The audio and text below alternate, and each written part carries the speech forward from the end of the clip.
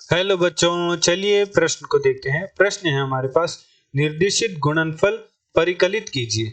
प्रश्न में हमें दो अवयव दे रखे हैं। प्रथम अवयव के अवयव हैं a b माइनस बी ए एवं द्वितीय अवयव के अवयव हैं a माइनस बी बी ए और हमें इन दो अवयवों का गुणनफल ज्ञात करना है। चलिए सर्वप्रथम हम प्रश्न के लिए मुख्य अवधारणा लिखते हैं।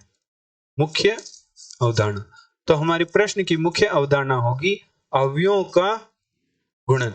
अवयवों का गुणन, तो किन्हीं दो अवयवों का गुणनफल तभी संभव है जब प्रथम अवयव के स्तंभों की संख्या द्वितीय अवयव की पंक्तियों की संख्या समान होगी, तभी हम दोनों अवयवों का गुणनफल कर सकते हैं। जिसे हम उदाहरण की सहायता से समझते हैं। मान लीजिए हमारे पास एक अवयव है जो 2 गुणा 2 कोटि का है एवं हमारे पास एक और अवयव है जो कि 2 गुणा 3 कोटि का है। तो इन दो अवयवों का गुणनफल जब ही संभव है जब प्रथम अवयव के स्तंभों की संख्या द्वितीय अवयव की पंक्तियों की संख्या समान होगी, तभी ही हम इन दो अवयवों का गुणनफल कर सकते हैं। और इनके गुणनफल से प्राप्त जो अवयव होगी उसकी कोटि प्रथम अवयव के पंक्तियों की संख्या एवं द्वितीय अवयव के स्तंभों की संख्या के बराबर होगी। मान लीजिए हमारे पास प्रथम अवयव है, उसके अवयव हैं x, y, z और w एवं द्वितीय अवयव के अवयव हैं p, q, r, s, t, u। तो इनका गुणनफल किस प्रकार होगा?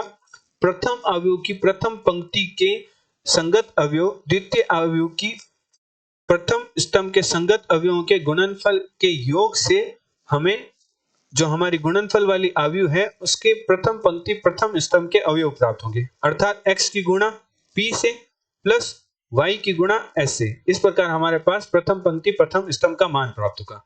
इसी प्रकार हम अन्य अवयव ज्ञात करते हैं तो हमारे पास प्राप्त होंगे x की गुणा q से प्लस y की गुणा t से। इसी प्रकार x की गुणा r से प्लस y की गुणा u से और z की गुणा p से प्लस w की गुणा s से।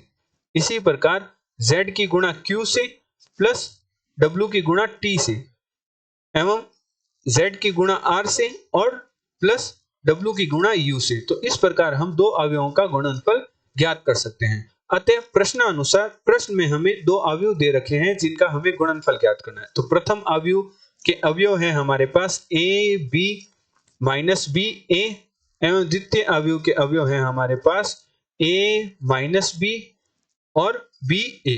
तो सर्वप्रथम हम देखेंगे कि प्रथम अवयव की कोटि क्या है? 2 गुणा 2 है और द्वितीय अवयव की कोटि क्या है? 2 गुणा 2 है। तो प्रथम अवयव की जो हमें स्तंभों की संख्या है वह द्वितीय अवयव की पंक्तियों की संख्या के बराबर है, तो हम इन दोनों अवयवों का गुणनफल कर सकते हैं। तो हमारे पास गुणनफल मुख्य अवधारणा में जो हमने देखा था उसके अनुसार गुणन करेंगे तो हमारे पास प्रथम पंक्ति प्रथम स्तंभ के अवयव का मान प्राप्त होगा a गुणा a प्लस b गुणा b। इसी प्रकार minus A B plus B A minus B A plus A B एवं b का वर्ग प्लस a का वर्ग। तो हमारे पास गुणनफल से प्राप्त अवयव के अवयव होंगे जो कि हमारे पास होंगे a का वर्ग प्लस b का वर्ग minus A B plus B A शून्य हो जाएगा, minus B A plus A B शून्य हो जाएगा और a का वर्ग प्लस b का वर्ग। तो हमारे पास गुणनफल प्राप्त हुआ a का वर्ग प्लस b का वर्ग शून्य शून्य a का वर्ग प्लस b का वर्ग। आशा करते हैं आपको प्रश्न का हल समझ आया होगा। धन्यवाद।